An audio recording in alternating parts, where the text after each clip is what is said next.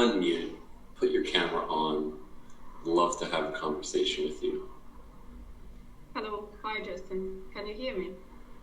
Your volume's saying it one more time, just to make sure your volume's good. Yeah. Can you hear me now? I can hear you. Yeah. Hi. Awesome. I think if you speak a little bit closer to the microphone, I can hear you a little bit better.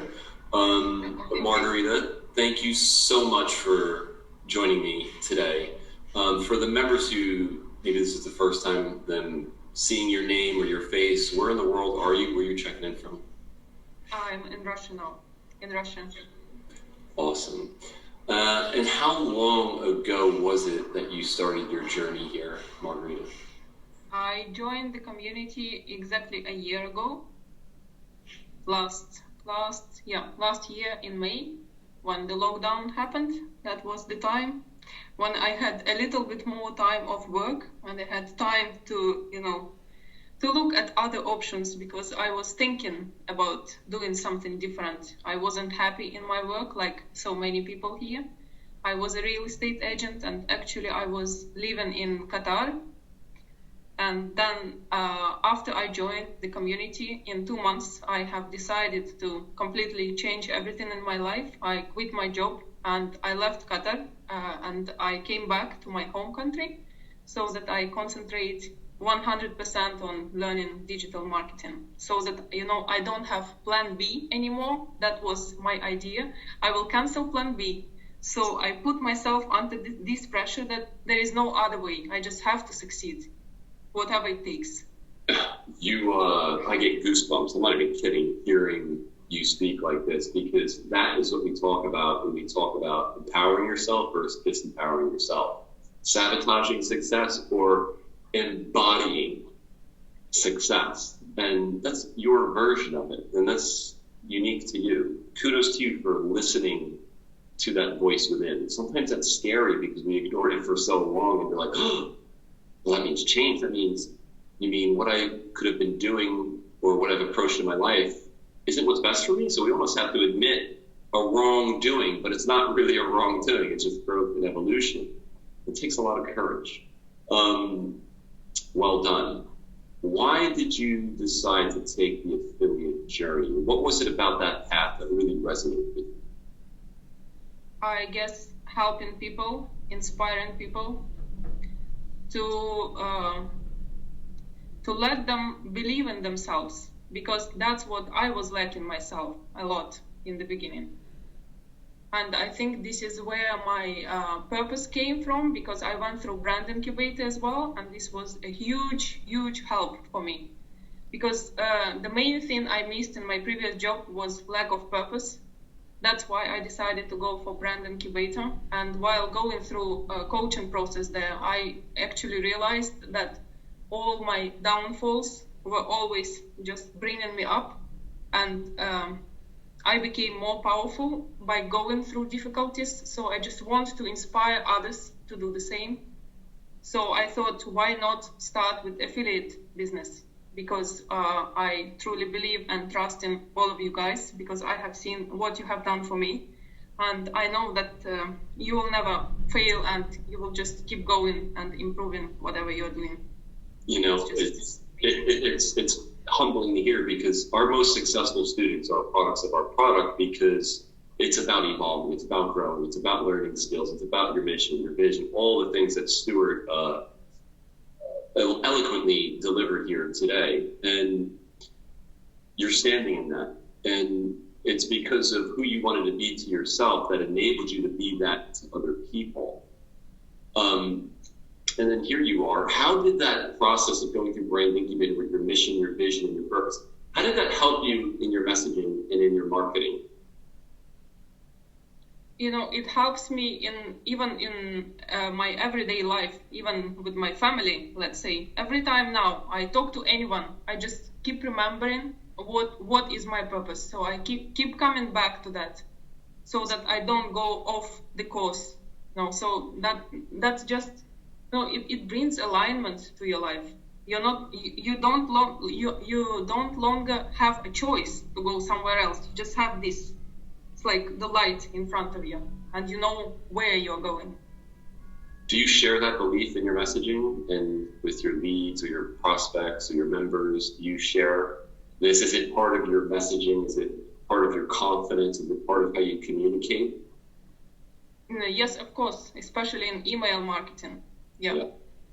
It's crazy because I'm going to end my segment today on a quick little story about how, when you try to convince people, right, try to make somebody see something that's outside of our values, our beliefs, or just even the integrity of what's best for that other human being, you just don't do as well. You don't perform as well. You don't get the same level of feeling of success or fulfillment or peace or just even sales, like that art or science side of business that Stu was talking about. It's like having both really makes the end outcome better financially and internally. And I think for my career, my journey, that was a big thing. And I didn't have this brand incubator opportunity to do that when I first started. It took a journey to get there. Here you are benefiting from that and impacting other people who come here. What was the number one thing that you had to unlearn?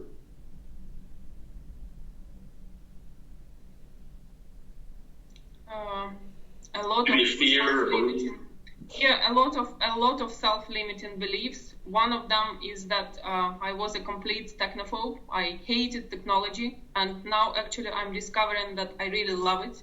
It's just there is a big shift now. I really became much better in it, and I enjoy creating pages and websites and tracking and all this part of our work.